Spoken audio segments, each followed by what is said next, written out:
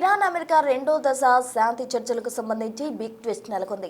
మొదట ఇస్లామాబాద్లో ఏవైతే శాంతి చర్చలు జరిగాయో అవి విఫలం అవడంతో ఇకపై చర్చలు లేవు అంటూ కూడా అటు యూఎస్కి సంబంధించిన జేడీ వ్యాన్స్ చెప్పిన క్రమంలో ఇప్పుడు తాజాగా మరో ప్రకటన చేశారు. బంతి ఇరాన్ కోర్టులోనే ఉందని, వాళ్ళు ఏ డిసిషన్ తీసుకున్నా మేము యాక్సెప్ట్ చేసేందుకు సిద్ధంగా ఉన్నామంటూ కూడా జేడీ వ్యాన్స్ సంచలన ప్రకటన చేశారు ఓ ఇంటర్వ్యూ ద్వారా.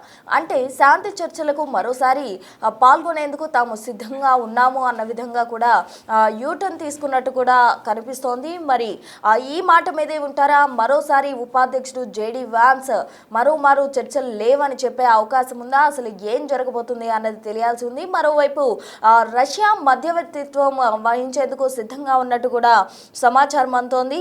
ఇప్పటికే రష్యా ముందుకు వచ్చింది ఇంటర్ఫేర్ అయ్యేందుకు గాను మధ్యవర్తిత్వంపై తాము సిద్ధమని ప్రకటన చేశారు. ఇరాన్ విదేశాంగ మంత్రి అగర్జీతో రష్యా మాట్లాడడం జరిగింది. రష్యాకు సంబంధించిన విదేశాంగ మంత్రి సెర్గీ మాట్లాడారు. ఉద్రిక్తతలు పెంచకుండా చర్యలు తీసుకోవాలంటూ కూడా పిలుపునిచ్చిన సిచ్యువేషన్. ఇక చర్చల ముగింపు కోసం రష్యా దౌత్య ప్రయత్నాలు స్వాగతిస్తున్నట్టు కూడా ప్రకటన చేసిన పరిస్థితి. మరి ఈ ఏదైతే దౌత్య ప్రయత్నాలు ఉన్నాయో అవి ఫలిస్తాయా, లేకపోతే మరో ఏదైతే పాకిస్తాన్ ఇంటర్ఫిరెన్స్ తోటి ఇస్లామాబాద్లో చర్చలు జరిగాయి అవి విఫలమయ్యాయి, అక్కడ ఇరాన్ది తప్పు అన్నారు, మరోవైపు జేడీ వ్యాన్సే మాట మార్చారు అని చెప్పుకున్నారు.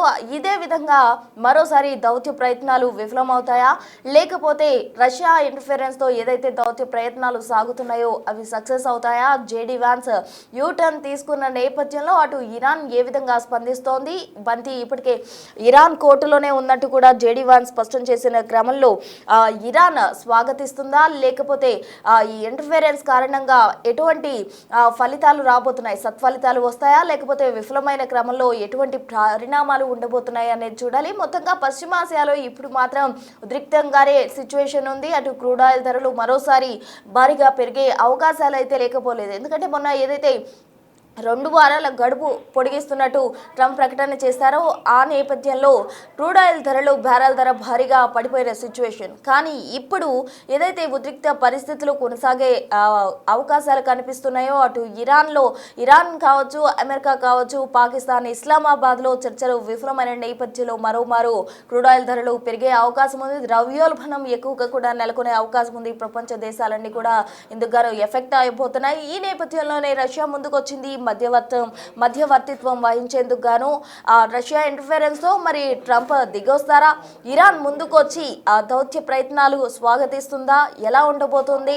ఏం జరుగుతోంది? పరిణామాలు ఎలా ఉండబోతున్నాయి అనే దానికి సంబంధించి తాజా అప్డేట్స్ అందించేందుకు మా ప్రతినిధి శివ ఢిల్లీ నుంచి సిద్ధంగా ఉన్నారు. శివ, చెప్పండి, మొన్న పాకిస్తాన్ మధ్యవర్తిత్వం వహించేందుకు గాను ముందుకు వచ్చింది. ఇస్లామాబాద్ వేదికగా మొదటి దశ శాంతి చర్చలు జరిగాయి, అవి విఫలమయ్యాయి. అయితే అప్పుడు ఎటువంటి చర్చలు ఉండబోవంటూ కూడా ఉపాధ్యక్షుడు జేడీ వ్యాన్స్ చెప్పారు, అమెరికా ఉపాధ్యక్షుడు. అయితే ఇప్పుడు ప్రెసెంట్ మరో బంతి ఇరాన్ కోర్టులోనే ఉందన్నారు. ఆ వ్యాఖ్యలు ఏ విధంగా చూడాలి? మరోవైపు రష్యా మధ్యవర్తిత్వం ఎంతవరకు ఫలితం అంటే సత్ఫలితాన్ని ఇస్తుందంటారు? అమెరికా సంబంధించిన రెండవ దశ శాంతి చర్చలపై నెలకొంది. అయితే ఉపాధ్యక్షుడు జేడీ వ్యాన్స్ యూటర్న్ తీసుకున్నట్లుగానే ప్రధానంగా అర్థమవుతోంది. అంటే మొదటి దశ చర్చలు విఫలం తర్వాత ప్రధానంగా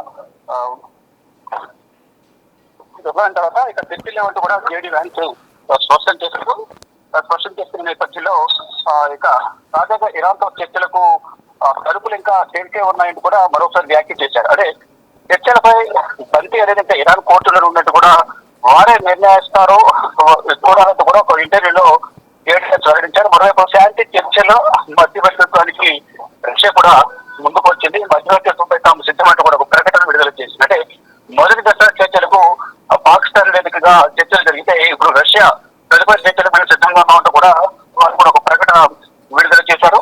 ఇక ఈ రష్యా విదేశాంగ మంత్రి సెర్గీ కూడా ఈ ఇరాన్ విదేశాంగ మంత్రి అరాగ్జీతో మాట్లాడినట్టు తెలుస్తుంది. ఉద్రిక్తతో పెంచకుండా చర్యలు తీసుకోవాలంటూ కూడా ఒక పిలుపునిచ్చారు. ఇక చర్చల ముగింపు కోసం రష్యా దౌత్య ప్రయత్నాలను స్వాగతిస్తున్నామంటూ కూడా ఇరాన్ విదేశాంగ మంత్రి ఒక ప్రకటన విడుదల చేశారు. మొత్తంగా చూసుకుంటే ఇస్లామాబాద్ వేదికగా అమెరికా ఇరాన్ మధ్య నెలకొన్న చర్చలు విఫలమయ్యాయో దాని తర్వాత పరిణామాలు మనం ప్రజెంట్ చూస్తున్నాం. ఈ అనుభవ జలసంధికి సంబంధించి దిగ్బంధిస్తామని ఒక ప్రకటన విడుదల చేశారు. దానికి అనుగుణంగానే అక్కడ దిగ్బంధన కార్యక్రమాన్ని అమెరికా ప్రారంభించింది.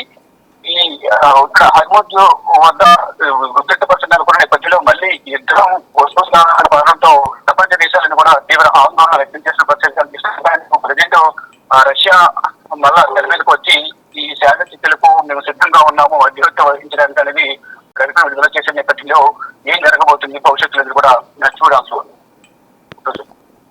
ఓకే శివ, మొన్నటి వరకు ట్రంప్ ఏదైతే 2 వారాల గడువు పొడిగించారో దానికి సంబంధించి అటు మొత్తంగా కూడా మనం చూడడం జరిగింది. యూటర్న్ ఇప్పుడు ప్రజెంట్ యూటర్న్ తీసుకున్న సిచ్యువేషన్ ఏవైతే చర్చలు జరిగాయో అవన్నీ కూడా విఫలమైపోయాయి. మొత్తంగా ఈ అంశానికి సంబంధించి ఎటువంటి పరిణామాలు చోటు చేసుకోబోతున్నాయి అనేది చూడాలి. మొత్తంగా ఉద్రిక్తతలు పెంచకుండా చర్యలు తీసుకోవాలంటూ కూడా అటు హితవు పలికిన సిచ్యువేషన్. మరి రష్యా మధ్యవర్తిత్వం దౌత్య ప్రయత్నాలు ఎంతవరకు ఫలిస్తాయి? సఫలమవుతాయా లేకపోతే విఫలమవుతాయా?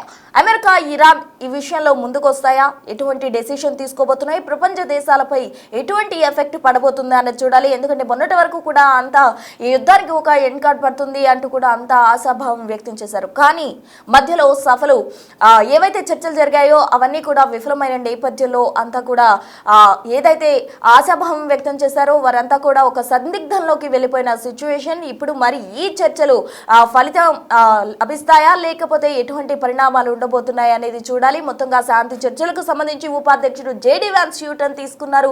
ఓ ఇంటర్వ్యూలో ఆయన చెప్పడం జరిగింది, ఇంకా బంతి ఇరాన్ కోర్టులోనే ఉంది, వారి డెసిషన్ మీదనే ఆధారపడి ఉంది, మేము చర్చలకు డోర్స్ ఎప్పుడు తెరుస్తున్నాయి అన్న విధంగా జేడీ వ్యాన్స్ చెప్తున్నారు. మరి ఏదైతే దౌత్య ప్రయత్నాలు చేస్తుందో రష్యా, అది ఎంతవరకు ముందుకు వెళ్తుంది, దౌత్య ప్రయత్నాలు ఎంతవరకు సక్సెస్ అవుతాయి? ఎందుకంటే మొన్న పాకిస్తాన్లో ఏదైతే చర్చలు జరిగాయో దానికి సంబంధించి జేడీ వ్యాన్స్ చెప్పడం జరిగింది, ఇక నుంచి చర్చలు ఉండబో అంటూ కూడా ఆయన తేల్చి చెప్పేసిన పరిస్థితి. కానీ మరోసారి ఒక ఇంటర్వ్యూలో చర్చలకు తాము సిద్ధంగా ఉన్నట్టు కూడా చెప్పకనే చెప్పారు జేడీ వ్యాన్స్. సో రష్యా దౌత్య ప్రయత్నాలు చేస్తూ ఉంది. మరోవైపు ఏదైతే ఉద్రిక్త పరిస్థితులు ఉన్నాయో అవి ప్రపంచ దేశాలపై ఎఫెక్ట్ చూపే అవకాశం ఉన్న నేపథ్యంలో రష్యా ముందుకొచ్చింది. మధ్యవర్తిత్వం వహించేందుకు రష్యా ముందుకొచ్చిన క్రమంలో ఇరాన్, అమెరికా దీన్ని స్వాగతిస్తాయా లేకపోతే ఎటువంటి డెసిషన్ తీసుకుంటాయి? పరిణామాలు ఎలా ఉండబోతున్నాయి? అటు హర్మూజ్ జలసంధి దగ్గర ఇప్పటికే అన్ని బలగాలను కూడా అమెరికా మోహరించింది. ఇటు గల్ఫ్ కంట్రీస్లో ఏవైతే అమెరికాకు చెందిన ఉన్నాయో వాటిపై అటాక్ చేసేందుకు ఇరాన్ సిద్ధంగా ఉంది. రెండు దేశాలు కూడా నువ్వా నేనా అన్న విధంగా దాడులు చేసేందుకు సిద్ధంగా ఉన్నాయి. యుద్ధానికి సిద్ధం అంటూ సై అంటూ కాలు దూవుతున్న సిచ్యువేషన్ ఉన్న క్రమంలో మరి రష్యా మధ్యవర్తిత్వం ఎంతవరకు వారిద్దరిని అదుపు చేస్తోంది? రెండు స్వాగతిస్తాయా? ఎలా ఉండబోతుంది అన్నది వేచి చూడాలి.